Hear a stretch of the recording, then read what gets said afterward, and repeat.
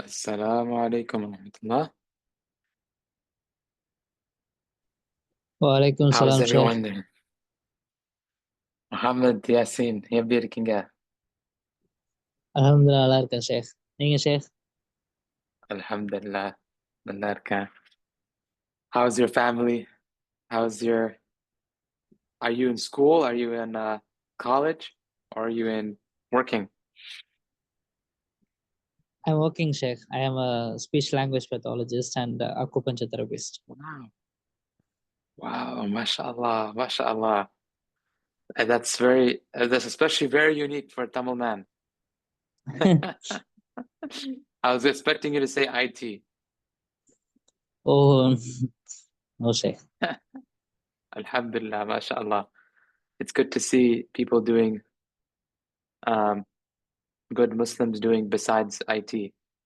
There's enough IT workers. Tamil Nadu. How are you, Badr? How's you, Umar? Jessica?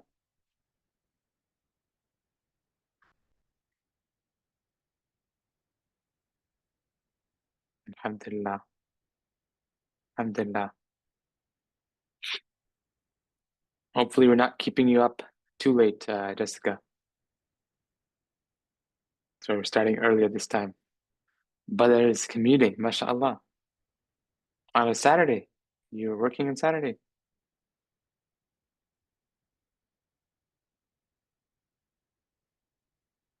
Alhamdulillah. University, mashallah. Mashallah. You guys study hard in Canada. You go to university on Saturday. In America on a Saturday, can't catch me out of bed, when I was in school.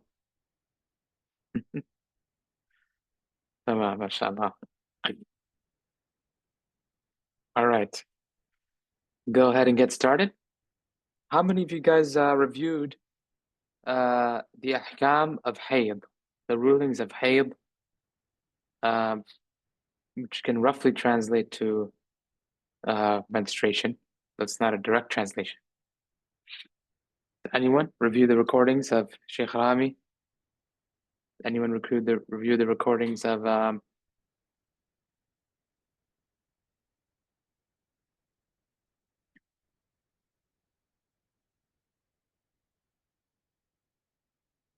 didn't note it as a homework. No problem. No, it was not a homework. Well, you could say it's kind of a homework. Well, I was not even going to quiz you guys on it. All I wanted to see is that you guys actually do read it. Did anyone share the article? I think somebody shared the video. I think somebody shared the article as well. And Sabir, I'm going to make you co-host so that you can let in anyone else who joins late, inshallah, if that works.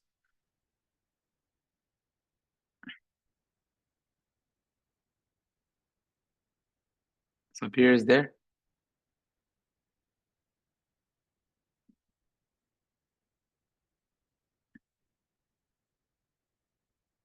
Sabir isn't responding.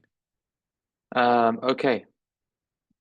How about well, Badr is commuting. So Jessica, do you mind if I make you co-host and you can let in people if they join late?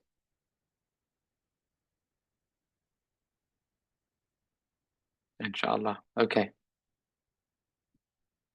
That way it won't interrupt my flow of thought as I see people waiting in the queue. Okay. In any case, please review the links that were sent on hayd. It's an extremely important subject to at least be acquainted with and to roughly know the ahkam, at least know where to find them, right? If you listen one or two times, you read an article, you read a resource a couple of times, you'll know like, oh yeah, I had this question or somebody's having this question. I can go look it up, right? So it doesn't mean that you have to memorize everything. It has to be off the top of your head, but it's important that you review it once or twice. Okay, so please do that. And next week, inshallah, we'll make some time. If anyone has questions, we'll answer the questions. All right, how does that sound? Any thumbs up? All right, alhamdulillah. Thank you, Badr. All right. So then we'll go ahead and get started. أعوذ بالله من الشيطان الرجيم. بسم الله الرحمن الرحيم. الحمد لله رب العالمين وصلى الله وسلم على سيدنا محمد وعلى آله وصحبه وسلم. رب اشرح لي صدري ويسر لي أمري واحلل عقدة من لساني يفقه قولي. اللهم علمنا ما ينفعنا وانفعنا بما علمتنا وزدنا علما ولا حول ولا قوة إلا بالله العلي العظيم. ولا حول ولا قوة إلا بالله العلي العظيم. ولا حول ولا قوة إلا بالله العلي العظيم. قال المصنف رحمه الله ونفعنا الله وإياكم ببركاته. سننه السورة بعد الواقية مع القيام أولا والثانية. He begins, Imam Ibn Ashir now begins the section on the Sunnah of Salah.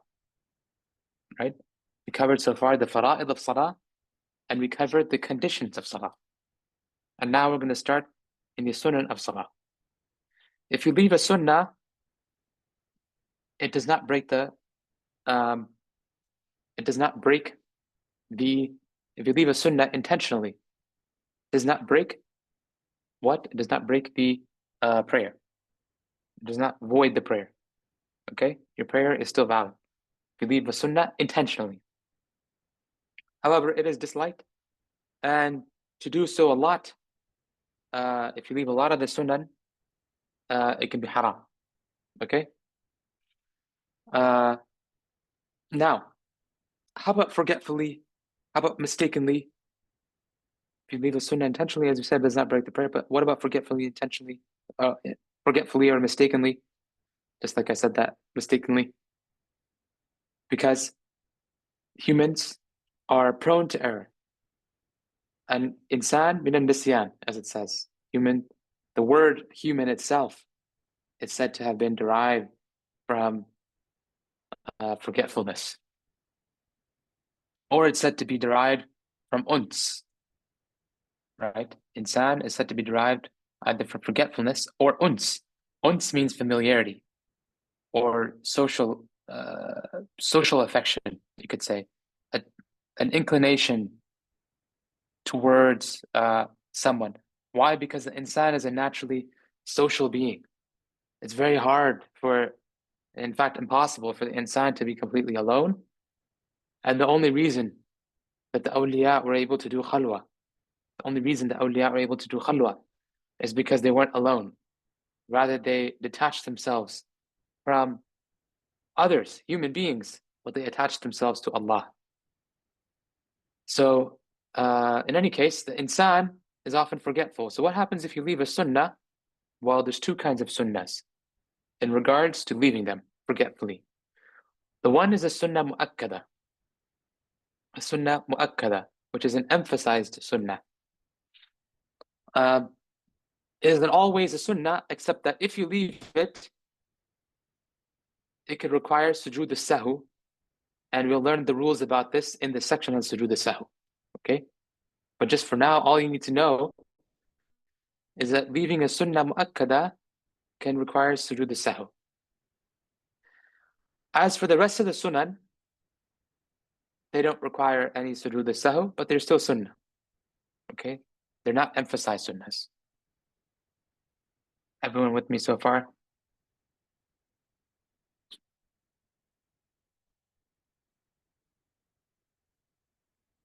Okay. So Ibn Ashir, once again, brilliant in his organization, as he is, he put all the sunnah mu'akkada for you nicely in the first few lines, starting from this line all the way to line 116. Okay? So the first sunnah is sunanuha suratu ba'd al-waqiyah. That it is the sunnah, that it is a surah, reciting a surah after Surah Al-Fatiha, which is also known as Surah Al-Waqiyah. Not Waqiyah, with an ayn, that many of us know, but Waqiyah, with a yeah. Okay? Because the surahs actually have many names. Many of the surahs have many names, not just one name. It's just that the one that's commonly written in the mushafs are the most common name, right? But many of the surahs have many names. And sometimes in the mushafs, you will see they're also recorded with different names. Surah Al-Fatiha is also known as Surah Al-Waqiyah. Okay? Not Waqi'ah, but Waqiyah. So reciting a surah after Surah Al-Fatiha is a sunnah mu'akkada. A sunnah mu'akkada. You must recite a surah after Surah Al-Fatiha when in the first two rak'ahs of a fard prayer. In the first two rak'ahs of a fard prayer. What is the mafhum of that? If it's in the first two rak'ahs of a fard prayer, when do you not have to recite a surah? Anyone? I want you guys to start thinking like fuqaha. Right? In the last one or two, excellent, Sister Jessica. You do not have to recite a surah in the last one or two rak'ahs of a fard prayer. Or in the nafilah. Excellent. Sister Jessica, that's great. So this is, and the reason I asked, you do not have to recite a surah in a nafilah prayer. Okay? Yes, brother, excellent. Though Fajr is a raghiba, yeah, according to the fuqaha. But if we're using the term according to the usulis, in general, you can say all of those fall under nafilah. Fajr, Eid prayer, witr, all of those fall under nafilah, okay? And the reason, by the way, I asked you guys to answer like this is because this is how you begin to train your fiqhi mind, okay? When an alim or you read something in a text says something like, it is on, you recite it in the first two rak'ahs of a fard prayer, there's something called mafhum. The mafhum of that, it is likely they're putting those specific words because other than that, you would not have to recite the surah, which is as it is in this case. Does that make sense? What I'm trying to get at there? It's something called the understood or the implicit. Implicit ruling versus explicit ruling. When there's a text, explicit text, exactly, the implied meanings are not mentioned. But you have to learn to kind of read between the lines and read the implied meanings. So the implied meaning in this case is you don't have to recite a surah in the last two rak'ahs of any fard prayer, and you also don't have to recite it in any nafilah prayer. Now, when we say surah, does this mean you have to say Allahu Akbar, Alhamdulillah, Rabbil Alameen, Ar-Rahman Ar-Rahim, Maliki Yawmiddin, Iyyaka na'budu wa iyyaka nasta'in, Ihdinas siratal mustaqim, siratal ladzina an'amta 'alayhim, ghayril maghdubi 'alayhim waladdallin. And then let's say you started Surah Al-Baqarah. Does this mean you have to recite the entire Surah Al-Baqarah from start to finish? No. By surah here, he means even an ayah or a part of an ayah. An ayah or even a part of an ayah that has meaning. Okay? For example, in Surah Al-Baqarah itself is the longest ayah in the Quran. It says, يَا أَيُّهَا الَّذِينَ آمَنُوا إِذَا تَدَايَنْتُمْ بِدَيْنٍ إِلَىٰ أَجَلٍ مُسَمًّى فَاكْتُبُوهُ. It's talking about the rules around debt.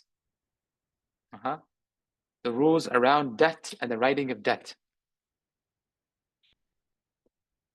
Okay, that ayah, if you open up a normal mushaf, I have a mushaf here. If you open up a mushaf, like this one, okay, this ayah will be an entire page long. Ayah will be an entire page long. Do you have to finish the entire ayah? No, you don't have to finish the entire ayah either. It's enough for you to recite a part of the ayah that has meaning.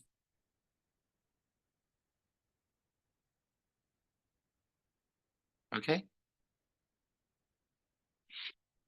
Now, because it's a sunnah, if you were to have a prayer, let's say you woke up for subh prayer late, right? Subh prayer, you woke up for late. And as we said, subh is the same as fajr. In fact, in many parts of the world, they say subh. As Muhammad Yasin will know, and Tamil, we also say subuh, right? In Algeria and North Africa, they also say subh. Okay? All right. So in subh prayer, let's say you woke up late. You missed your alarms. You're trying very hard, but you had a late night at work. You came home. You arrived somewhere from a flight internationally. You have jet lag, as I've been having many times. Maybe some of you have as well in the past few months. And you you wake up for subh and there's only 5 minutes left. There's only, by the time you do wudu, there's only a minute left, 2 minutes. And you're afraid if you recite the surah, then you're going to not be able to pray the entire fard prayer within time. Then what do? You can leave the recitation of the surah because it's a sunnah. And likewise, everything else is the sunnah. Okay? If you're short for time, you can leave them out. But not if you intentionally delay the prayer. Okay? Not if you intentionally delay the prayer. And there's no sahu for it. No. Because sahu, what does sahu mean? Sahu means a kind of forgetfulness, right? Yeah, it's a kind of forgetfulness. In any case, sahu, there's a, let's not get into that now. Sahu, yeah, there's no sahu, is only for forgetfulness. This is intentional, okay? Let's leave sahu for later. Sister Jessica asks, but there's one point to mention. But the reality is, you can recite even one ayah. Even one ayah. And there are ayahs in the Quran that are extremely short. What's an ayah in the Quran that's extremely short? Anyone? I mean, extremely short.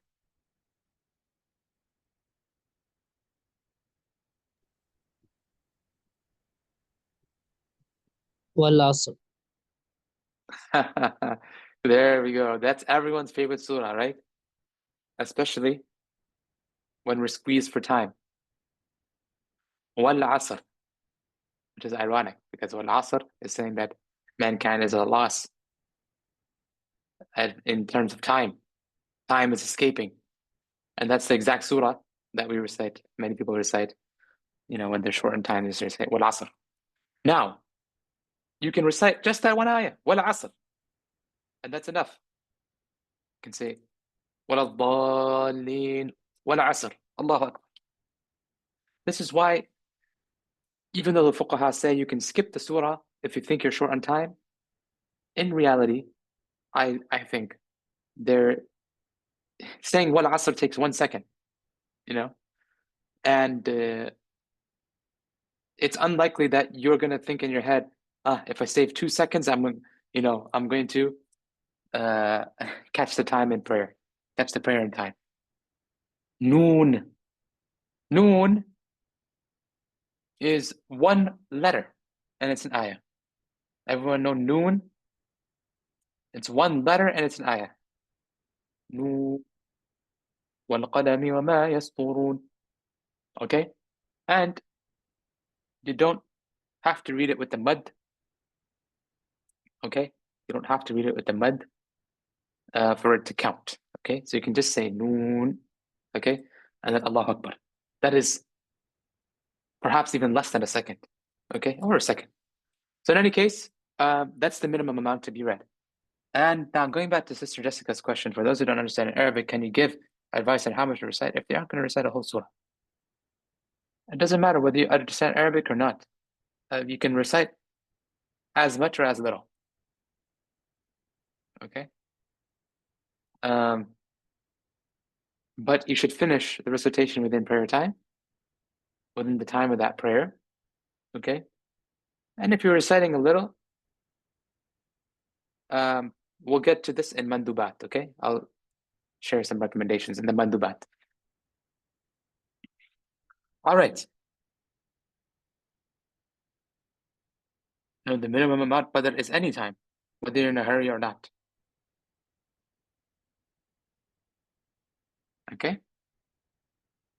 So, Ma'al Qiyami. It's also a sunnah to stand for the surah. أولا والثانية, in the first and second rak'ahs, we talked about that. Then he says, جهر وسر بمحل لهما تكبيره إلا الذي تقدم. He says, reciting out loud or to oneself. Reciting out loud or to oneself. What does reciting out loud mean? Does this mean you have to yell? Alhamdulillahi Rabbil Alameen? No. What does reciting to oneself mean? Does this mean that you just are standing there quietly without moving your mouth? No. Rather, there are specific definitions for both of these, and they depend on the gender. Okay? They depend on the gender of the individual, because gender is not just a social construct. Okay? Rather, Allah defines for us, though the vast majority of the Sharia, is non-gendered, in the sense that it is the same for men and women. 95% of the Sharia is the same. But there are specific things where Allah chose to make a difference, especially when it comes to prayer. When it comes to prayer, there's no difference really, right? But Allah chose to make a difference to emphasize that there is a difference between the role of the man and woman. There is a difference between a man and a woman, and to emphasize the qualities of that difference. Okay? So let's talk about reciting out loud first. For a man, reciting out loud has a minimum, but no maximum. The minimum of reciting out loud is that at least the person next to you can hear it. So for example,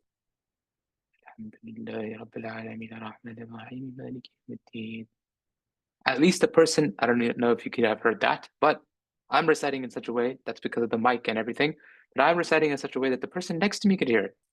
But perhaps a person over there at the end of that room cannot hear it, okay? Or even a person at the end of this room cannot hear it, okay? Alhamdulillah, you heard it, okay. Perhaps the mic even makes it more pronounced than it is. That is the minimum for a man, and there's no maximum. Again, we're talking for a man, jahar, the minimum is that, and the maximum, there's no maximum. However, there's one important thing to note for a man doing jahar.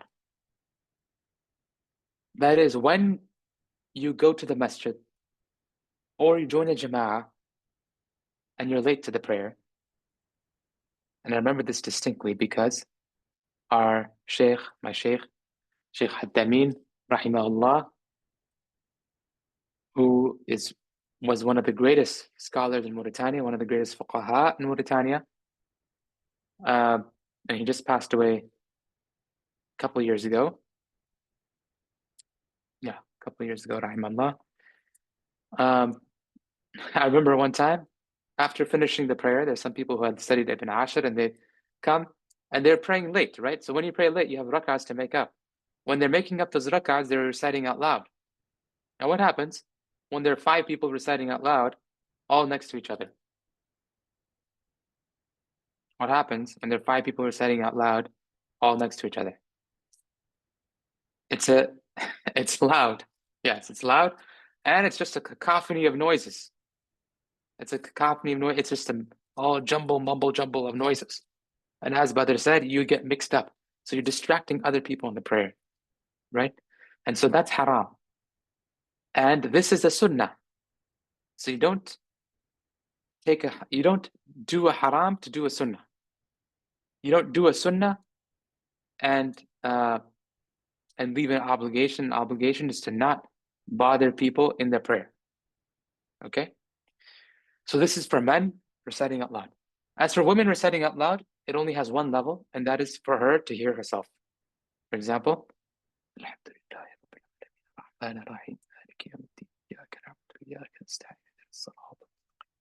okay, I don't know if y'all heard that. Maybe it was very loud, but it's kind of like a loud whisper. Okay, that's the woman reciting out loud. Okay, so in conclusion, for this reciting out loud, for a man and women is different. For a man, there's a minimum and no maximum. For women, there's one level. Okay? So the minimum is the same as the maximum. Okay?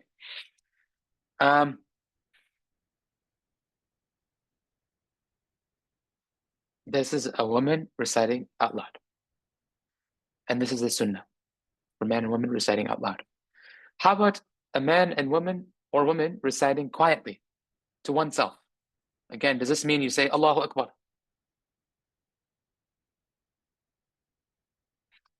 And then somebody comes and says,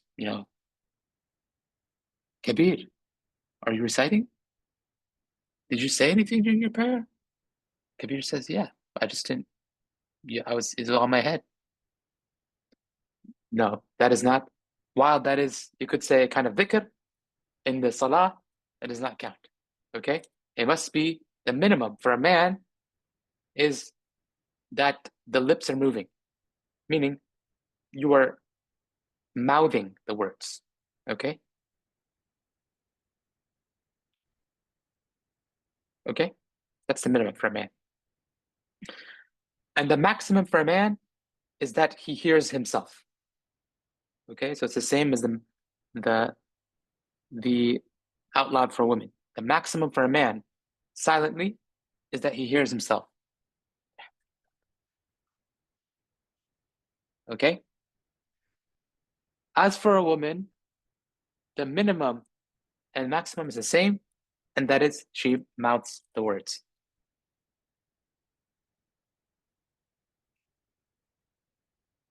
Okay? So that is reciting out loud and reciting to oneself. And this is important. It's like a principle because you're going to come across it in several situations. This is just the first situation. When it comes to salah, reciting out loud, وَجَهْرٌ وَسِرٌ بِمَحَلٍ لَهُمَا, in accordance with that particular salah. Okay? And I think anyone here knows which salahs you recite out loud and which you recite silently. The same across all the madhab. And which rak'ahs you recite out loud and which you recite silently. Okay? It's the same across all madhabs. The only difference is that in some madhabs, when you're praying alone, you don't recite out loud. But in the Maliki madhab, as well as other madhabs, you do recite out loud, even while praying alone. Okay? Even while praying alone, wherever you recite out loud, wherever the imam will recite out loud normally, you also should recite out loud. All right, let's look at the questions. Bismillah. Do you mean by someone next to you hears that they can distinguish letters, or is it merely hearing a bit the movement of the mouth? No, which one are you talking about? But maybe you cannot say it out loud. I'll go on to the next question. Assalamu alaikum wa rahmatullah wa alaikum assalam wa rahmatullah. Ahlan, welcome. If a woman is praying by herself in a room in her house, can she recite so that it is audible to others if they would enter the room? No, I mean, we gave the levels, right? If she's reciting loudly in the salah and the rak'ahs that require reciting loudly, then she has a certain level. If she's reciting silently, she has a certain level, right? So those are the levels she should recite at. Now, to recite one or two ayahs very loudly or very softly, there's no problem. It is not silent art. Kabir. You're welcome. You're welcome. Welcome. So Kabir said, good to hear from you, Kabir. Semi-unrelated question. Can we say other things that are recommended to be said outside of salah internally, such as the basmala, in wudu? Outside of salah, that's another conversation. Most of the time,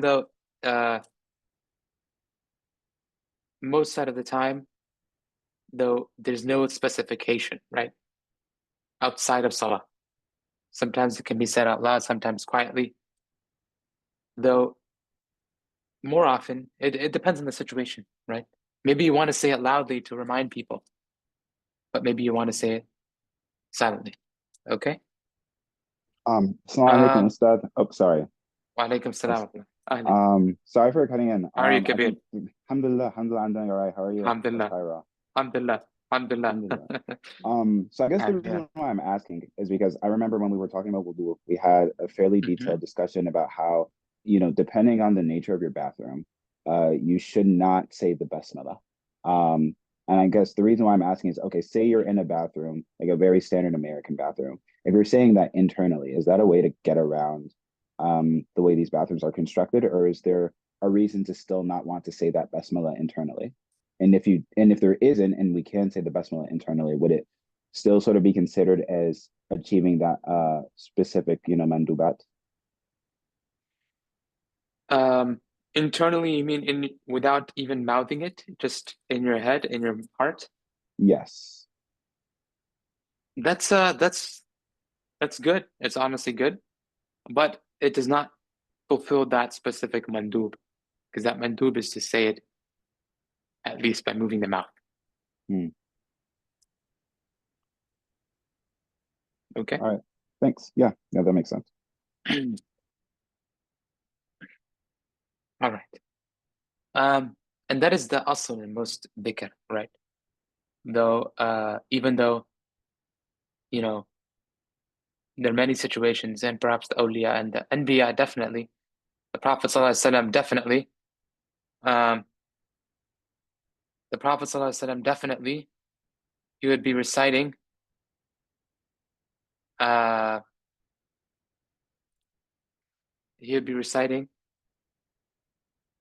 sorry, give me 1 second, reply to this.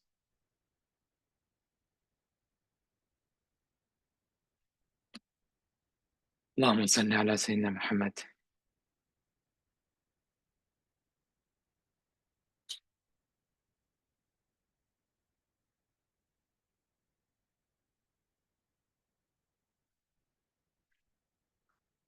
Okay, so he would be reciting. It said that, even in his sleep, he was doing dhikr, and the awliya as well, even in their sleep, doing dhikr, and not with their mouth necessarily, with their heart. But that being said, the asl of dhikr is with the mouth. Okay, is with the tongue. Khair. All right. Badr, my question is about the minimum level of recitation allowed and also the maximum reciting silently. Someone next to you should be able to distinguish the letters, not that they just hear some noise. Okay? All right. Continuing. He says, تكبيره إلا الذي تقدم. The first takbir we said is a fard. Takbirat al-ihram. When you start the prayer, Allahu Akbar, that's a fard, without which the prayer is invalid. And actually the prayer doesn't even start, right? Not let alone invalid. The prayer doesn't even start. Every other takbir after that is a sunnah mu'akkada. Okay? After you finish قُلْ هُوَ اللَّهُ أَحَدٌ اللَّهُ الصَّمَدُ لَمْ يَلِدْ وَلَمْ يُولَدْ وَلَمْ يَكُنْ لَهُ كُفُوًا أَحَدٌ Allahu Akbar, sunnah mu'akkada. سَمِعَ اللَّهُ لِمَنْ حَمِدَهُ. The سَمِعَ اللَّهُ لِمَنْ حَمِدَهُ is also sunnah mu'akkada. Okay, as we see on line 115. كُلُّ تَشَهُّدٍ. Every tashahhud is a sunnah mu'akkada. Every tashahhud is a sunnah mu'akkada. And the tashahhud, what do you mean by every tashahhud? Can anyone say what do you mean by every tashahhud?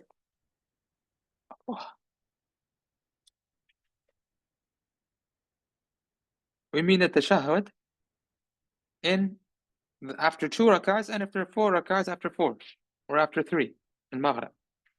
And the tashahhud, according to the Maliki school, which is the riwayah of Umar ibn al-Khattab, that he said in front of many, many Sahaba, and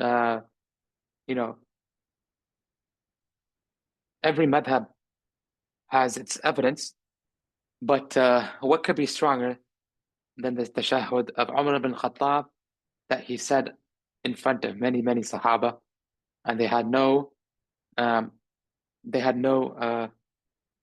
Nothing to say that it was wrong, right? They didn't say, none of them said it was wrong.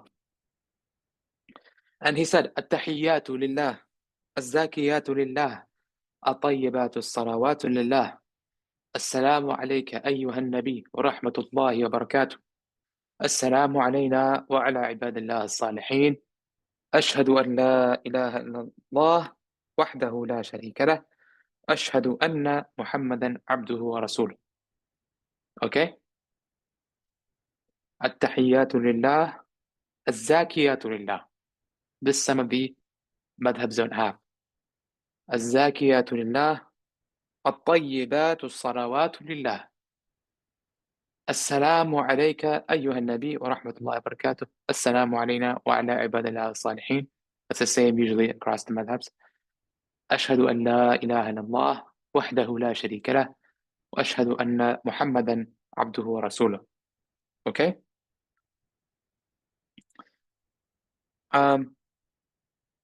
Then وكل تشهد جلوس أول. The first sitting, that is after 2 rak'ahs. Okay? If you have 2 sittings in a prayer, the first sitting, meaning the sitting after 2 rak'ahs, is a sunnah. والثاني ما لا ما للسلام يحصل. And likewise, the sitting more than for the salam, that is sitting for the tashahhud in the last sitting. So he said the salam is what? The salam is what?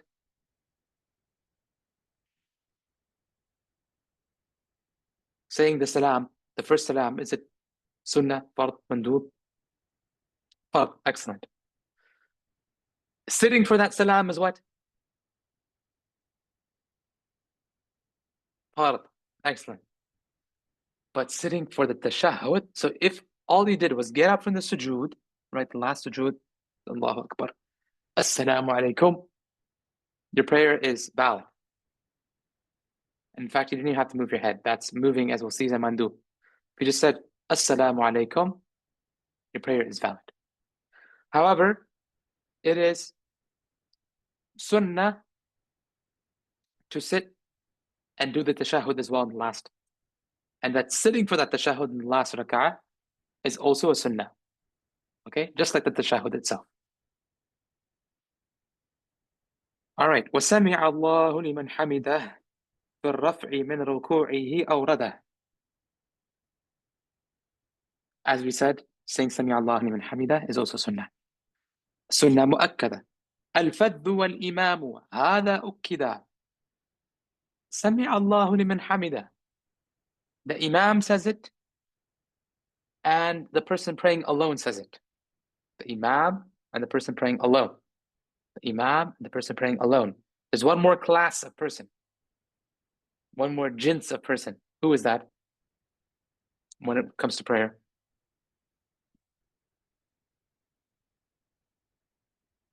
The follower. Excellent. Musalli. Yes. The muqtadi. Muqtadi would be a better word. Sabir, you're learning Arabic. Musalli would mean what, Sabir, in Arabic?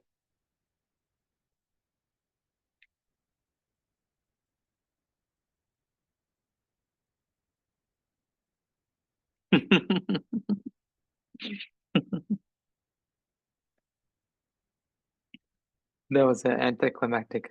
Alhamdulillah, no problem. Yes, musalli is the one who's praying, because salah is prayer, right? Salla is to pray. Musalli is the ism fa'il. Okay. In any case, the muqtadi is the one who's following. Okay, so the one who's following, but I know what you meant, so you got it right, mashallah. The follower is the only one who does not say Sami Allahu liman hamida. Okay, they do not say Sami Allahu liman hamida. الفذ والإمام هذا أكدا. So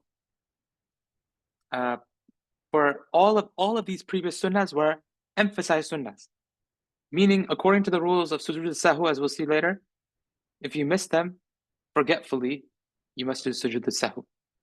And if you do them, there's a greater reward than just the normal sunnahs. As Imam al-Qurashi says, the sunnah mu'akkada is the same definition as sunnah, except there's a greater reward. Okay? All right. Any questions so far on Sunnah Mu'akkada? And we'll finish the rest of the Sunnahs, inshallah. So I guess going back to what you said at the beginning of the discussion of Sunnah Mu'akkada, or just Sunnah in general, that like leaving it intentionally does not necessarily break the prayer, but it is disliked. And if we do it consistently, then that is sinful.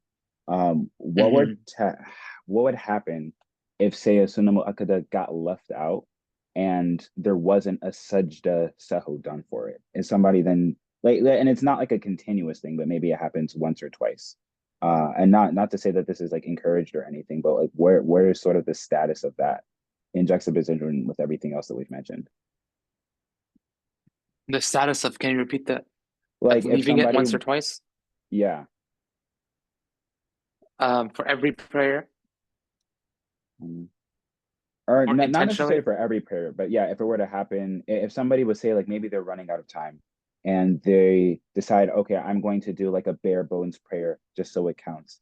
And maybe, you know, like they did delay the prayer in this case, and maybe it's not gonna, maybe they're sinful for that reason, but they were to cut out some of their sunnah mu'akkadas, and then they just close out the prayer like that, thinking, you know, it's a fard prayer, it's still valid. It's still valid. It would be makruh. Okay. What they did is makruh. They delayed. First of all, delaying is to the end of time is makruh, intentionally. And second, to leave the sunnah is makruh. Okay. Thanks. Okay? All right. You're welcome. All right, inshallah. Let's go to the rest of the sunnahs. We'll breeze through them today. إقامة سجوده على اليدين وطرف الرجلين مثل الركبتين. The iqamah is also a sunnah. It's not a sunnah that is part of the salah, rather it's a sunnah right before the salah. And the iqamah in the Maliki madhab is also distinct. The Shafi'is and the Hanbalis have the same iqamah. The Hanafis have a distinct iqamah, and the Malikis have a distinct iqamah. The only distinct part in the Maliki madhab is that there's only one qad qamat as-salah. Okay? Allahu Akbar, Allahu Akbar. Ashhadu an la ilaha illallah wa ashhadu anna Muhammadan Rasulullah. And it's mustahab to connect everything. Okay? أشهد أن محمد رسول الله حي على الصلاة حي على الفلاح قد قامت الصلاة والله أكبر الله أكبر لا إله إلا الله. Okay? So this is the إقامة. سجوده على اليدين. And by the way, for men it is a sunnah. For women it is a mustahab. Okay?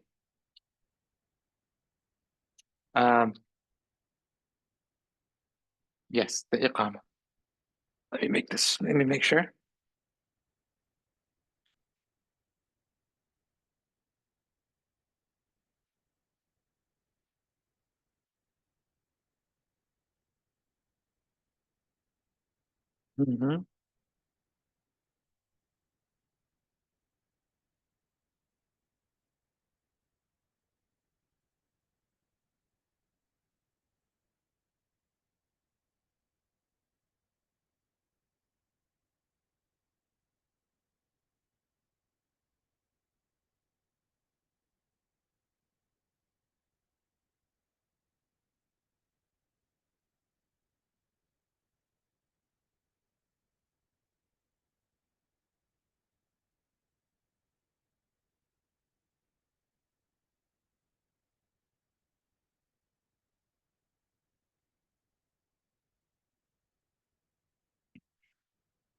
وتسن إقامة للصلاة عينا على كل ذكر بالغ يصلي فذا أو إمام نساء فقط. تمام؟ وكفاية لجماعة ذكور بالغين والحق أن نية تكفي. Yeah. All right. So the إقامة is a sunnah for only for men, mustahab for women. All right. And for women, is the takbir only audible to her, or does it have to be distinguished to others nearby for the rest of the salah? The takbir is quiet for everyone that's praying alone, okay? And it's quiet, yeah, it's sir. You read it sirran. So sirran means, and this is the other than the takbiratul ihram, okay? Takbiratul ihram, we're going to get to the mandubat. But the other takbirs are always quiet unless they're the imam, right? The imam says them out loud to indicate movement from one position to the other. But for everyone else, it's quiet, okay? According to the rules of quiet for men and women, as we took. Brother, no problem asking questions. Ahlan wa sahlan. Questions are good. As-su'al nisf al-ilm. Questions are half of knowledge.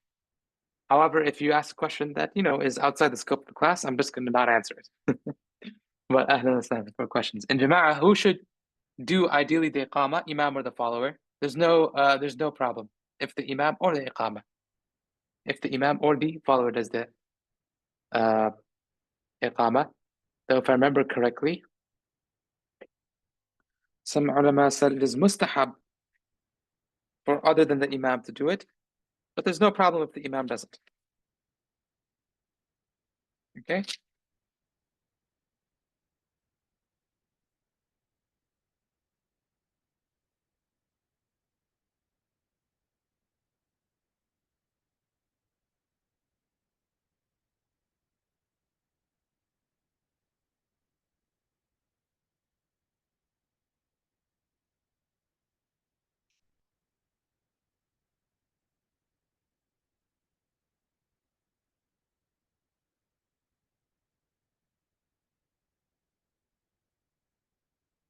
And as far as I know, actually, there might not even be necessarily mustahab for other than the adhan, for other than the imam.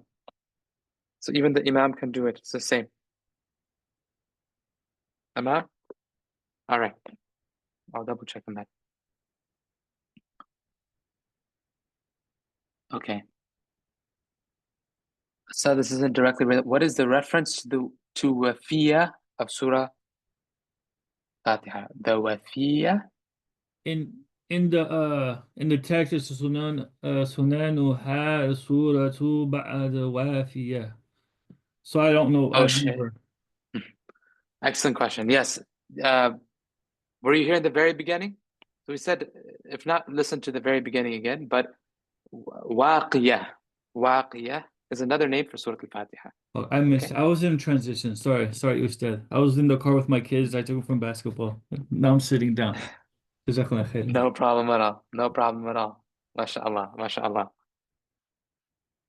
May Allah give them tawfiq in basketball and to hit many threes, inshallah. Ameen. Okay. Can one do iqamah without adhan?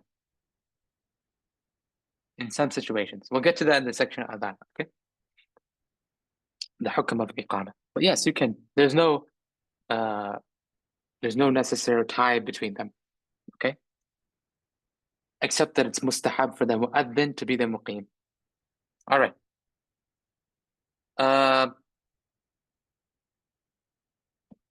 Where were we? Okay. سجوده على اليدين وطرف الرجلين مثل الركبتين. So we said the sujood, the fard of sujood is what? وسجود على جبهته. The fard of sujood is that your forehead is on a firm piece of ground. Okay? Not the hat. Yeah, I'm wearing this hat. It's a darker hat. This is thick. That should not be on a firm piece of ground. Rather, the forehead should be on a firm piece of ground. And that forehead, well, if that's on a firm piece of ground, that is a sujood. وَأَعَادَ لِتَرْكِ أَنْفِهِ بِوَقْتٍ. As it says in Khalil, that the one who leaves the nose on the ground, he should repeat the prayer. Mustahab to repeat the prayer. Why? Because some ulama said that it's fault. And we have a principle in the Maliki madhab regarding the difference of opinion. Right? So we regard this difference of opinion by saying it's mustahab to repeat the prayer. Because some ulama said it's fault. As for the rest, that is correct, Sister Jessica, yes. As for the rest, the hands, the knees, the legs, all of that is mustahab. Is sunnah. Okay, all of that is sunnah, and not even sunnah mu'akkada. So if you were to do sujood, no hands, like this, that would actually be a valid sujood, and you'd just be missing a sunnah. If you were to keep your hands on your knees because you were too lazy to put them on the ground, I've seen some people do that. They just put their hands like this over their knees, and they're doing sujood, just so that, when they come back, they save a second. They miss the sunnah, but the prayer is valid. Okay?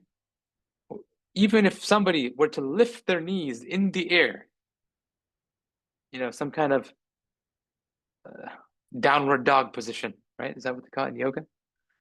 That would still be valid, right? And, what's interesting is that many cultures and religions, almost every religion has some form of sujood, right? Almost every religion. Christianity also had at one point sujood. Judaism, Hinduism, Buddhism, what do they call it? Even the cultures in Japan, they all have some form of sujood. What you'll notice in common, Shintoism, excellent. What you'll notice in common is they all put their forehead, right? They all put their forehead. There's no sujood at the forehead. But the other things, there's some people do them, some people don't. Downward dog, in fact, is from a religious setting. All these yoga moves are from religious settings of Hinduism and some kinds of Hinduism, because Hinduism is not even one religion, right? But some kinds of Hinduism, they'll have this, without putting the knees. Other religions, they don't put the feet is hard not to put, but maybe they might not put the feet. Other religions don't put the hands, So in any case, you'll notice the common theme is the forehead. So the forehead is fard, everything else is sunnah, including the nose and the stronger opinion, but it is mustahab to repeat if you missed the nose because of to regard the difference of opinion, which is a Maliki principle. Okay? All right.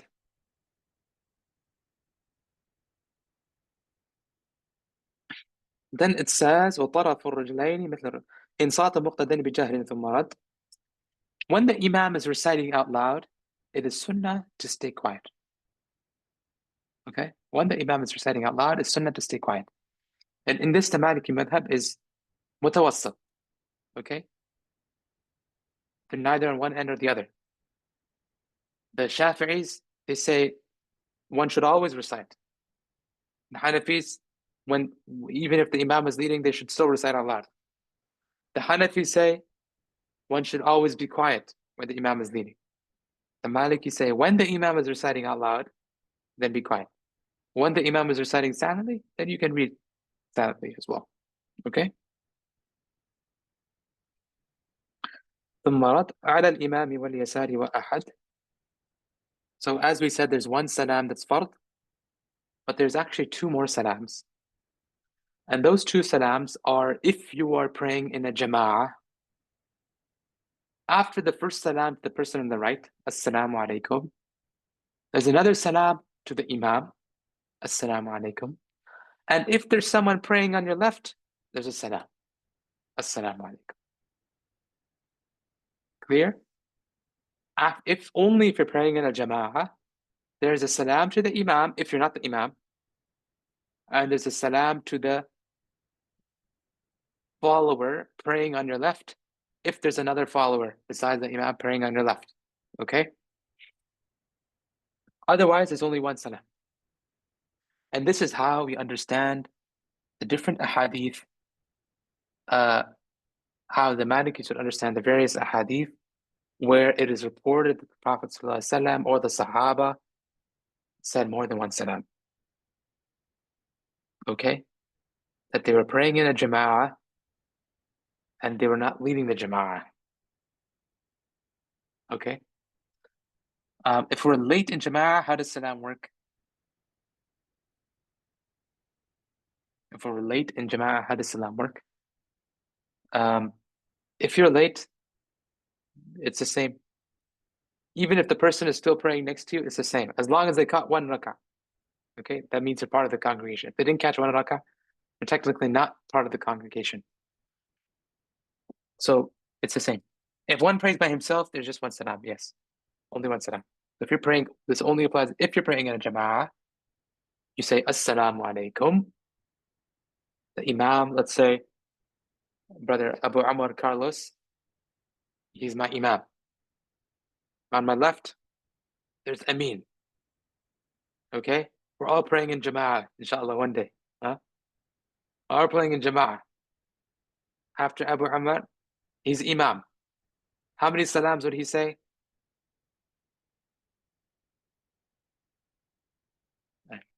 How many salams would he say? One. No, Sister Jessica, he would do one, right? Why would he do two? What were you thinking? The angels. That is an interpretation of some other madhabs. But in our madhab, these salams are responses. Okay? The first salam is to the angel. But it's also to the person next to you. If there's someone there. Because as you know, if there's a group of people and you say salam, you're not saying the salam just to one person. You're saying the salam to the group of people. So there's an angel and there's a person next to you. So that one salam is fard. The other salams are only if you are a follower in a jama'ah. Okay? So let's ask again. Only if you're following a jama'ah, there'd be more than one. So Abu Umar would do how many?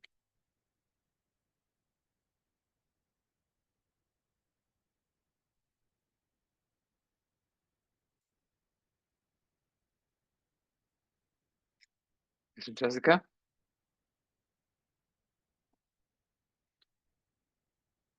How many salams would Abu Umar do if he was leading the prayer? One. Excellent.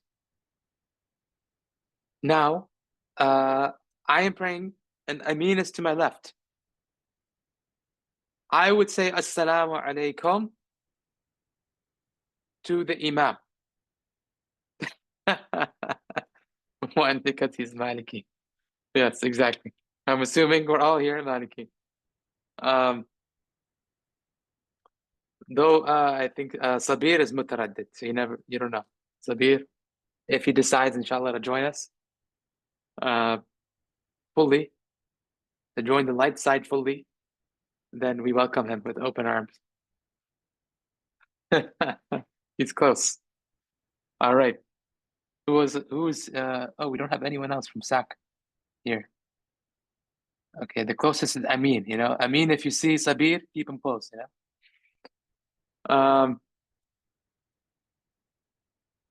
Okay. So where were we? Okay. Abu Umar, Al-Maliki, Carlos, Galvez Bardeja. It sounds like you're from a Hispanic background, so you have to be Maliki, you know, because the Spanish were originally Muslim. I mean, Maliki. Okay. Beautiful side tangent, by the way. I have a friend here. His name is Juan Diego Sandoval. Just the most boss name you can think of. Like a lot of Hispanic people, they have these very, honestly, glamorous names. Huh? In America, we just have simple, like John Smith or Will. But his name is Juan Diego Sandoval. Okay? And that's not even his full name. But he's from Colombia. And he converted to Islam, but he found that his ancestors were actually from Qurtuba. His ancestors were actually Muslims from Qurtuba. Subhanallah. So, you know, if you're from anywhere in the Latin world, you should be Malik. Do you recommend as Imam that we still do 2 salam to prevent confusion arguments? Look, let's get to that. But first, let's finish earlier, okay? Let's finish this situation. So Imam Abu Umar Galvez Bardeja Al-Maliki, The first, he says one salam. I'm praying on the right. Amin is praying on the left. How many salams do I do? I do one salam to Imam Abu Amr, Assalamu alaikum. And then I do one salam to Amin. I do 3. How many does Amin do? Remember, he's praying on my left over here. Or I think it's mirrored, right? So you want to see, yeah? I think you guys are seeing it mirrored. This is my left, okay? Aha, excellent. Amin does 2 because there's no one to his left. All right? All right. Now that we understand this, again, this is how we interpret. People say, oh, what about the hadith where, it says so-and-so did 2 salams? Well, this is how we interpret it, right? That they were praying in jama'ah. All right? Or they did 3 salams. They're praying in jama'ah. Khalas. Okay. Now let's get to the questions. Should we leave off adding wa rahmatullah to the salam? Yes. To do this would be makruh. Okay? To add wa rahmatullah. What about where you're the imam and prevent confusion and arguments in Canada, US? Here's a simple hal, right? Simple solution. Assalamu alaikum. Khalas. What happens after assalamu alaikum? Your prayer is over. All right? So you know that your prayer is over. You can attend that, okay, my prayer is over. Assalamu alaikum. And then everything after that is just like a dhikr after the prayer. Wa rahmatullah. Assalamu alaikum wa rahmatullah. Even if you're leading some hyper salafis, wa barakatuhu. But the reality is, even, most salafis, you would not be able to argue if you drop the barakatuhu, because they're outnumbered there. But you can add anything after that, and this is you could say a hila fiqhiyya. It's a fiqhi kind of trick, not a trick that in the way that you're tricking people, but a way of, like you said, not causing confusion and argument unnecessarily. Okay? If you're adding it, wa rahmatullahi wa barakatuh, because you think it is part of the salam, that would be makruh. Okay? That would most likely be makruh. Because, Imam Malik, he was the strictest against bid'ah. And so he considered a bid'ah to go beyond the fard, to go beyond what was prescribed by the Sharia, explicitly prescribed, especially when it comes to things like prayer, because the prayer is ta'abbudi. It's a pure act of worship. It's not reasoned, right? It's a pure act of worship. There's no reason that we're praying like, there's hikmah, yes, but there's no reason. There's no logical reason we're praying 4 rakahs or 3 rakahs, or have 2 sittings in 1 sitting, or the ruku' is before the sujood. So it's less about logic and using qiyas than it is about purely what was passed down from the Sahaba to the Tabi'in in Medina. Okay, so that's why adding things would be makruh. All right.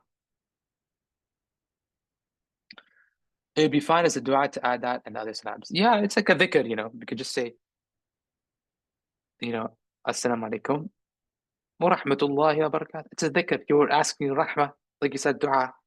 You're asking for the rahmah and the barakah upon everyone. Same thing on the other side. Khalas. Okay. Allah's lot on the salam. Maybe there's one other question, I think. But one thing, we should take away from here as well is we're all part of communities, right? Everyone here is a part of a family, is a part of community, sees other Muslims. No one here is, living in the woods, I don't know, in Canada, right? And even if you are, you're from time to time, correct me if I'm wrong, but even if you are, from time to time, you're seeing other Muslims, right? You're part of a community. And your obligation to the community, especially as you're learning Ibn Ashir, you'd be surprised, but many people who are teachers in the community, imams in the community, they don't know more than Ibn Ashir. They don't know more than Ibn Ashir in terms of fiqh and aqidah and tasawwuf. They don't know more than Ibn Ashir. They might seem like, oh, he knows tajweed and he knows tafkhim and the fakhama and rakhawa and the ahkam of tajweed, and he might have a beautiful recitation, but he might not even know Ibn Ashir. Okay? That level of fiqh, I'm saying. No matter the madhab. Whatever madhab they are, they might not even know this level of fiqh. And so you, as a part of community, your obligation is to teach people. Whoever you can. Maybe you don't have the authority to go in the masjid and sit down and say, I'm holding a class. But maybe you do have the authority to teach a few friends. Like, hey, I'm taking this fiqh class. Anyone want to review with me? I'll just share what I'm learning. And for me, it's a review. And we can chill and go to, I'm trying to think, I'm forgetting America even being here. But we can go grab some Shalimar, some falafel corner after some review, after just share what I'm learned. And by doing that, they think, they are helping you because you're reviewing. But it's casual and you have passed on some knowledge, right? Even if it's one chapter, who knows? And the reality is, you might ask 10 people and only one person is going to listen. But that one person, subhanAllah, there's many times I've found people so hungry and thirsty for knowledge.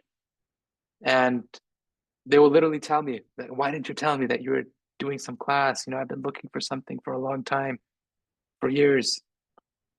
And you don't know. Maybe that person is in your friend circle, okay? Or your family. So don't just keep using these tricks as hila fiqhiyya and saying assalamu alaikum and then that's it. You're progressing on this journey of knowledge and no one else is joining you. Try to bring people on this journey of knowledge and explain to people. Maybe you don't just start with them right away, like, oh, the ruling on salam is you only do one salam. No. You start with them on, okay, let me share something about the importance of madhabs. Let me share something on the life of the great imams, right? The awliya.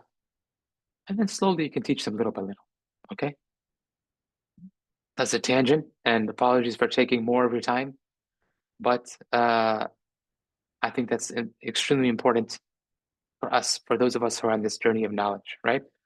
All right, so continuing. We're almost done here. وزائد سكون للحضور سترة غير مقتضٍ خاف المرور. So in every position, it's mustahab. It's mustahab to or sunnah to stay a little bit longer than the tuma'nina. Tuma'nina is 2 seconds, 3 seconds. Allahu Akbar. Sami Allah liman hamidah. Allahu Akbar. That is tuma'nina. But the salah is not just these movements like a dance, in martial arts, they have these forms, right? There's specific forms.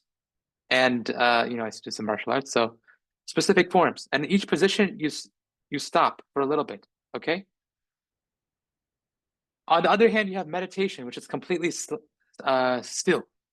It's completely still. The salah is a mixture of the two.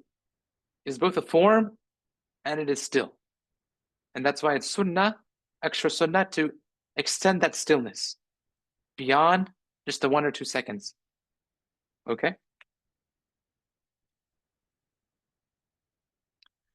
Jahru salami, to say the salam out loud. And again, this is following the rules of out loud for men and women, right? So what is out loud for men? The minimum? Anyone can say it out loud. You can turn on your mic so it's faster than typing. What is the out loud for men, minimum? Articulating with one's mouth. Out loud. Oh, out loud. Being someone next to you being able to hear hear you. Yes, excellent. Excellent, brother. Excellent. And Sabir, what is the out loud for women? Just to by themselves, reciting by themselves. Yes. Okay. So likewise, this is for the salam. This is for the salam. The salam should be done out loud, whether praying by yourself or imam or follower. Okay.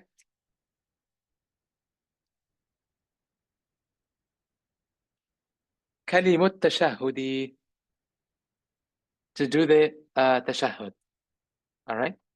To do the kalima of the tashahud is also the words of the tashahud, as we explained. Yeah, it's a sunnah to say the salam out loud. Yes. The words of the tashahud are also a sunnah. التحيات لله الزاكيات لله الطيبات الصلوات لله السلام عليك أيها النبي ورحمة الله وبركاته السلام علينا وعلى عباد الله الصالحين أشهد أن لا إله إلا الله وحده لا شريك له وأشهد أن محمدا عبده ورسوله. Okay?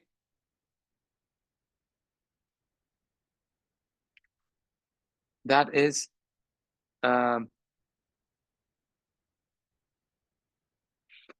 a sunnah, but the stronger opinion, the rajih opinion, according to al-Mattuni, the sharih, a commentator on Khalil, is that it is a fadila.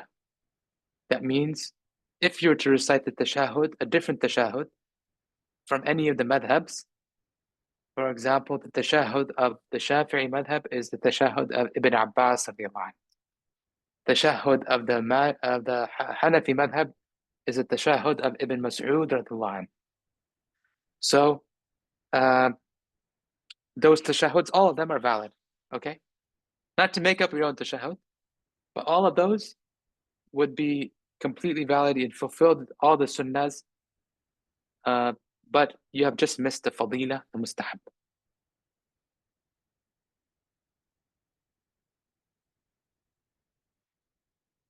Okay.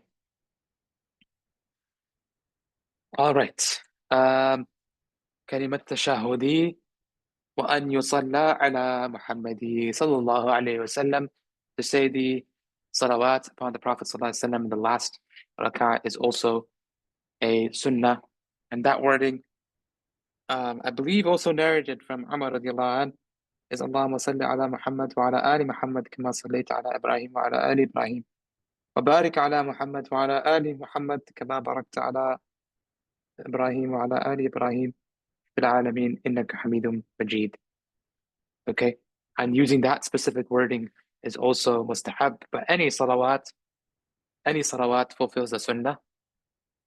We'll stop there for today. What are any questions? Oh, a lot of questions. Let's see.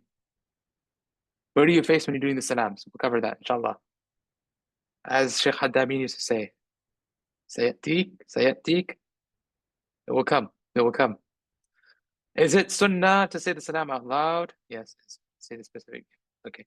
If this tashahhud is considered sunnah, then what does the tashahhud of the sunnah mu'akkada refer to? Great question. To say any of the tashahhuds is a sunnah mu'akkada. To say any of the tashahhuds, whether the tashahhud of Ibn Mas'ud, the tashahhud of Ibn Abbas, that is the tashahhud of Shafi'i madhab or the Hanafi madhab or the Hanbali madhab, all of those are fulfill the sunnah mu'akkada. Okay? But this sunnah, which in the stronger opinion is mustahab and not a sunnah, is to use a specific wording of Umar radiallahu anh. Okay? Any other questions for today?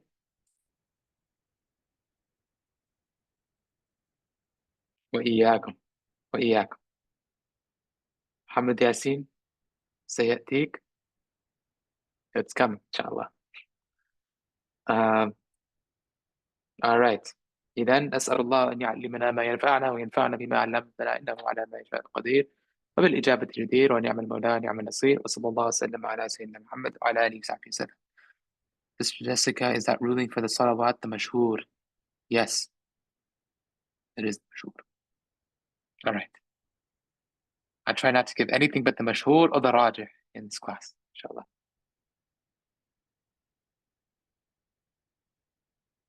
All right. Wassalamu alaikum wa rahmatullah. وعليكم السلام ورحمة الله. وعليكم السلام شيخ. We'll see you all next week, inshallah. Same time. وعليكم السلام ورحمة الله. جزاكم الله خير.